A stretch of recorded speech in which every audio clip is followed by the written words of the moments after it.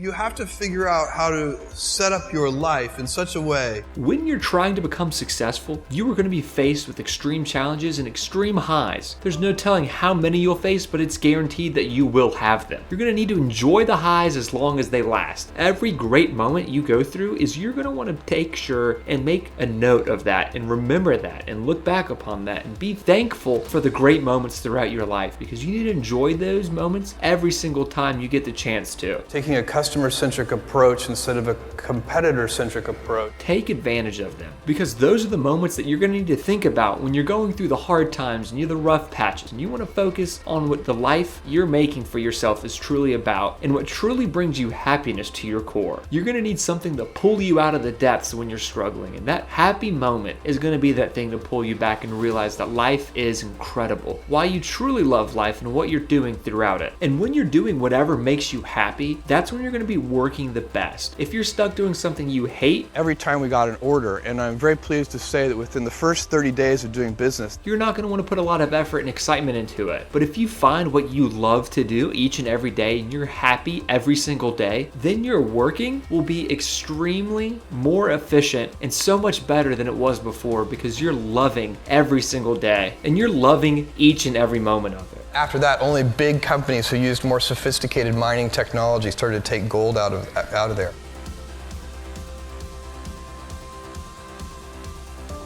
My job, one of my jobs as the leader of Amazon, is to encourage people to be bold. And people love to focus on things that aren't yet working. And that's good, it's human nature. That kind of divine discontent can be very helpful. But you really, it's incredibly hard to get people to take bold bets. And you need to encourage that. And if you're gonna take bold bets, they're gonna be experiments. And if they're experiments, you don't know ahead of time whether they're gonna work. Experiments are by their very nature prone to failure. But big successes, a few big successes compensate for dozens and dozens of things that didn't work. So, bold bets, AWS, Kindle, Amazon Prime, our third-party seller business, all of those things are examples of bold bets that did work, and they pay for a lot of experiments. I've made billions of dollars of failures at Amazon.com. Literally billions of dollars of failures. And, you might remember Pets.com or Cosmo, or give myself a... We can still be better. You can always be better. Customers have a divine discontent, and they teach you if you listen to customers. So we watch for that, and we see patterns, and we can find places where it's not working, something's going wrong, and that's really how I get the feedback, is from customer input. And often, in all caps, angry, you ruined my child's birthday because the gift didn't show up on time.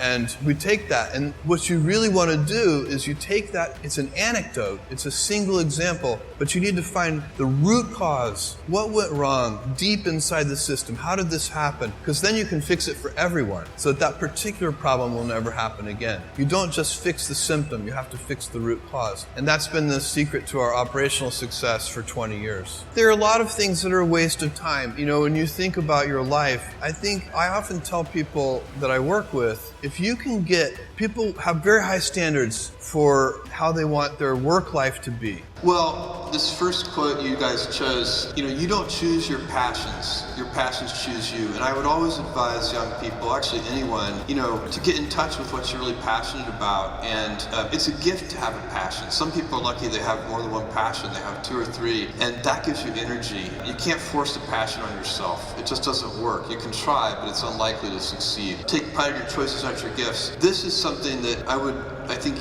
is super important for young people to understand, and for parents to preach to young people. It's really easy for a talented young person to take pride in their gifts. They can say, really athletic, or I'm really smart, or I'm really good at math, and that's fine. You should celebrate your gifts. You should be happy, but you can't be proud of them, because they're gifts after all. They were given to you. What you can be proud of is your choices. How did you decide to use your gifts? Did you study hard? Did you work hard? Did you practice? The people who really excel combine gift. I think one thing, and I look at this at Amazon too, so I don't think it's just government service. I think a lot of these government organizations are large organizations. And large organizations have a set of problems. And I worry about this at Amazon. I want us to have the scope and capabilities of a large organization, but the spirit and heart of a small startup company. And I think that large organizations, one of the things that happens is that the rate of the decision-making velocity goes down, and it gets hard for large organizations to make decisions quickly. It's trivial for a 50-person startup. They make decisions like this, but a 500,000 person company like Amazon or a giant government agency, there's a lot of levels of review and different things, and it can really slow. And by the way, that young people don't want to work at a company with a slow decision-making process. It's just not as fun as working at a startup company or somewhere else.